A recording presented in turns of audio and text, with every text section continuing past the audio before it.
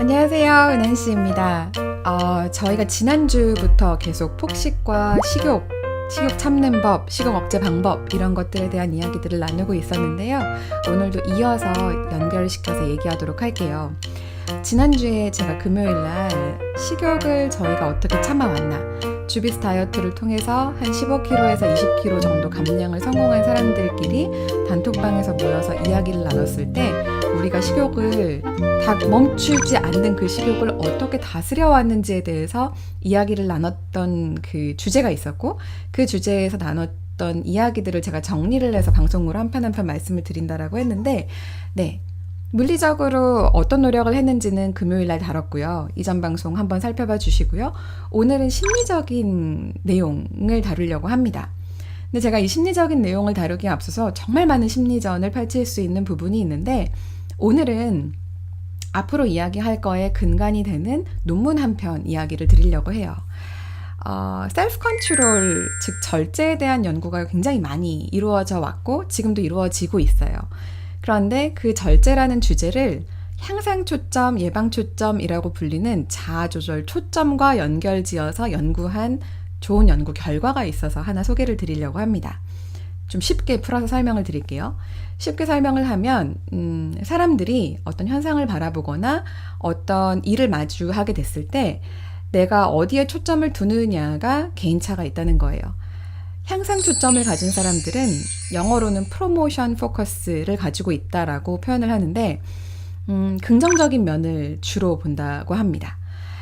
예를 들어서 내가 주식 투자를 권유받았다고 생각해 볼게요. 나한테 누군가가 100만 원을 투자를 해서 돈을 좀 벌어보자 라고 얘기를 했는데, 내가 향상 초점을 가진 사람이라면 사고를 어떤 식으로 하냐면, 내가 여기서 10%를 만약에 벌게 되면 10만 원이 더 생기겠구나. 긍정적인 면을 보는 거죠. 그렇다면 20%를 더 벌려고 그러면 뭘 해야 되지? 어떤 주식을 사야 되지? 이런 식으로 본인이 가져갈 수 있는 이익을 극대화하는 방향을 생각하는 사람들이 향상 초점을 가진 사람들의 사고방식이라고 합니다. 근데 반대로는 예방 초점을 가진 사람들이 있다는 거예요. 예방 초점은 영어로는 prevention focus인데, 리스크를 예방하는 거에 가장 초미의 관심사를 두고 사고를 한다는 겁니다.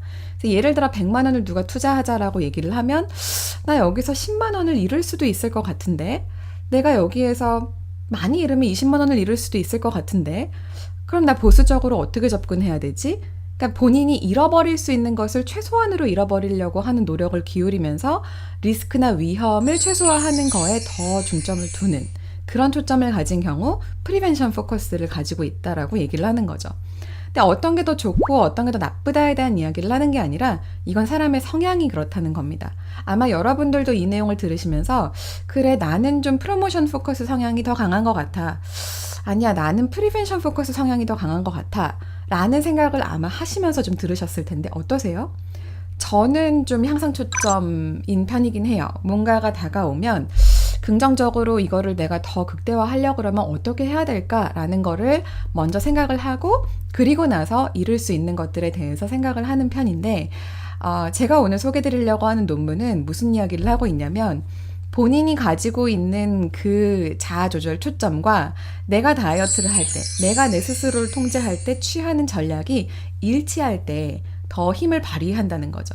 그러니까 예를 들어서 내가 향상 초점을 갖고 있는 사람이라면 다이어트를 했을 때 다가오게 될 아름다운 모습, 내가 가지게 될 건강한 모습, 내가 누리게 될 개운한 기분, 이런 것들을 생각하는 거가 더 동기부여가 될 수 있다는 거예요.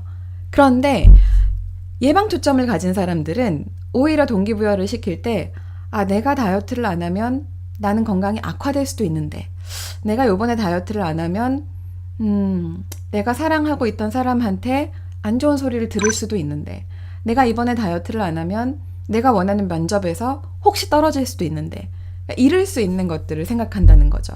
여러분은 어떠세요? 어떤 거를 주로 먼저 생각하시나요? 네. 그래서 이 관점을 가지고 다음 시간부터는 내가 심리전을 치를 때, 내가 어떻게 음식에 대한 욕구가 올라올 때 나 스스로를 달래고 토닥이고 이렇게 마음을 조절할 것인가에 대한 전략들을 이 이론 위에서 한번 이야기를 해보려고 합니다. 오늘 내용도 좀 흥미롭지 않으셨나요? 네, 제가 앞으로 방송을 전개를 할 때 이렇게 논문이나 전문가가 이야기한 책의 내용이나 아니면 다이어트 전문 기업 빈주비스에서 권장하는 내용이나 한마디로 여러분들이 과학적으로 이거는 입증이 된 내용이구나, 이거는 충분히 임상 결과가 나왔고 이거를 내가 믿고 따르는 것이 그냥 카더라 통신이 아니라 정말 유의미한 많은 사람들에게 실험이 가해지고 그것에 대한 결과로서 입증된 결론을 가지고 이야기를 하는 거구나 하는 내용들을 여러분들에게 전달을 드리려고 노력을 많이 할 거예요.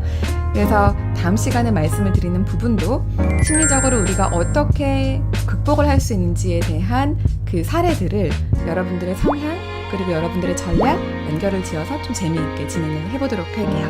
수요일 날 다시 뵙도록 할게요. 그동안 잘 건강하게 지내시다가 행복하게 지내시다가 다시 방송으로 만나도록 하겠습니다. 끝까지 들어주셔서 감사합니다. 구독해주시고 좋아요 눌러주시고 또 댓글로 소통해주시고 어떤 방송 기다리고 계신지 말씀해주시면 제가 늘 메모해 두었다가 기억했다가 공부해서 여러분들께 방송 들고 오도록 할게요. 감사합니다. 주비어터 커뮤니티에서 소통해요. 감사합니다.